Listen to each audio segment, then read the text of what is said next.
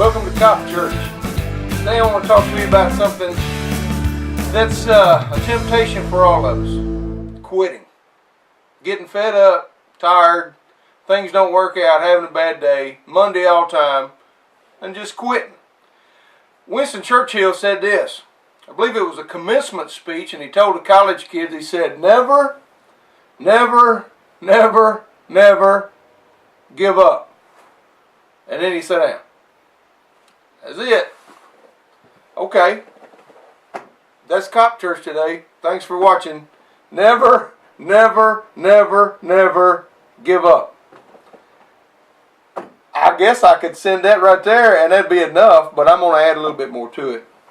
Because I'm going to give you an event that happened last Monday. Deer season, you know. And I hadn't hunted in probably 10 years because I started scuba diving. But I decided I'd get on the lease with some guys here in the church, and I got up, set my alarm for 4:15 to get up. Problem is, I'm over 50 years old. And does your phone ever do that? And my bladder said, hey, it's time to get up at about 3:45. That's aggravating because that's not enough time to go back to bed. And so now I'm up early. And I thought, you know, forget it. I could just go to bed and not hunt today. I mean, it's the first of the season. I got plenty of time. But I didn't. So I went outside, got ready. Went outside. It's clear, cold, good morning for deer hunting. Thought, boy, it's going to be good. But, you know, that blanket sure is warm. And I could go back to bed. But I didn't. And so I went over to the shop. It's not far from the house. I went over to the shop. And I got... phones everywhere, and I got in there to get my four-wheeler, and I got the truck backed up and got it hooked to the trailer. And when I did, I thought, you know, I'll go ahead. It's pretty cold. I'm going to go ahead and crank this thing, make sure to crank before I leave here. And when I went up there to turn the key, the thing was on. I'd left it on, and the battery was dead. I thought, boy, I could just go back to bed. I can hunt later. But I didn't. So I thought, okay. So I pulled it out, let the garage door down at the shop, locked the front door, took it to the house, went in the storeroom to get the battery charger. How is it that it's never where it should be? I don't know who moves that stuff around. I guess probably me.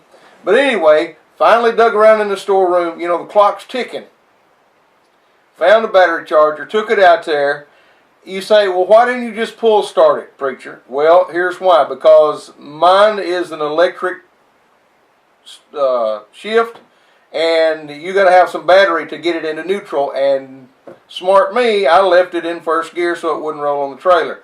Alright, well, so I get the battery charger, get it hooked up, and I get enough juice in it just to get it into neutral, pull crank it, and I'm good. Unhook the battery charger, put the seat back on it, and kill it. I know I'll be alright. I take it to the deer lease. Get to the deer lease, what is it? Muddy. You know, it rained. So I have to get out, lock the hubs in, get in four-wheel drive, get the old long truck and the trailer in there, slide around, get out, get up to crank the four-wheeler, battery's dead. Alright, but that's alright. Pull crank it, get all my stuff on my four-wheeler. It's 2 miles to my stand by four-wheeler, so I get on the four-wheeler. I'm thinking, you know, I could be laying in a warm bed right now, and here I am. What are you doing? Daylight's coming because I'm late. Alright, I start to my stand, and a deer crosses the trail in front of me. Great, they're already stirring. Go a little bit further, another deer crosses. I'm like, hey, all the deer are up here. But it's not quite shooting hours, so I'm easing on. I get to my stand. I finally hide my four-wheeler in some cane there that's by my stand. And I get all my stuff and my gear, and I get up in my stand. Now, this is not like your stand, one of those big ladders with the coffee pot and the recliner and the heater and all. Man, I'm just on a little metal stand leaned up against a tree, okay? That's what preachers hunt out of. So I get up there and I get all comfortable, get everything organized, because daylight's coming. I've already seen deer. And it dawns on me, I left the four-wheeler, in first gear. Now, if I get down, that battery won't crank it. I can't pull crank it, and it's 2 miles to the truck, and then further to the house. Okay, get back down, ask the good Lord, please let it crank just one time so I can get it in neutral. He does. It cranks. I get it in neutral. Kill the thing. Okay, now I'm running four-wheeler. I'm clanging and banging, getting back in my stand. Thoroughly, I could be in the bed. Monday. Did I mention it's Monday? All over. It's Monday. All right. So I get back up in my stand. I sit there. What happens at daylight? Squirrels. Where? All over the place. Great. That's what I need, squirrels. You know, they tell on you. They'll get on your tree and bark at you and tell the whole world, hey, here he's sitting right here. So I'm sitting there and I see squirrels, 7. I see them at 8. I'm getting tired of them by 8:30. 9 o'clock, I'm cold. I'm disgusted. I'm ready to go to the house. Matter of fact, at 9:30, I'm getting down and I'm going back to bed because it's Monday. I'll just call in and tell them I'm sick. I'm sick of being Monday. That was my plan. All right? It's just one of those mornings. So, 9:21. Catch something out of the corner of my eye. I look, and here comes a deer. I get to looking, and the deer's got horns. I don't mean just like a spike or something. I mean, this deer's got horns. I'm thinking, wow. So I reposition myself in my stand, and the deer walks out in front of my stand, about 50 yards, a good bow shot, you know. He's about 50 yards. I'm sitting there with 308. He walks out in front of my stand, 50 yards, and turns his head and looks away from me, broadside. And I'm thinking, boy, I'm glad I didn't go back to bed.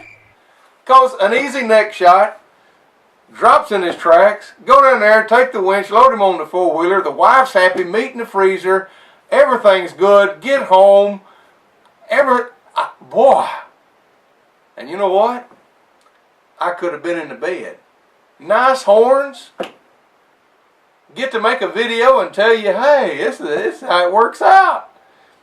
You see, if I'd have gone back to bed, I don't know what Cop Church would have been about, but it wouldn't have been about not quitting.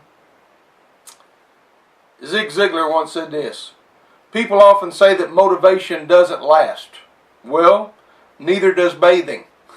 That's why we recommend it daily. Find something or somebody to motivate you daily not to quit. What do we not need to quit? Don't quit on the Lord. Don't quit on your spouse. Don't quit on your family. Don't quit on your career. Don't quit because it's Monday. Just don't quit. Don't quit learning. Don't quit growing. Don't quit seeking wisdom. Hey, here's one. Don't quit exercising, eating right, and taking your medicine. Don't quit. I get tired of opening that pill bottle every morning. My goodness, I get tired of that. But don't quit.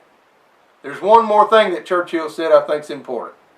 Success is not final. Failure is not fatal. It is the courage to continue that counts. Hey, thanks for watching Cop Church. Don't quit.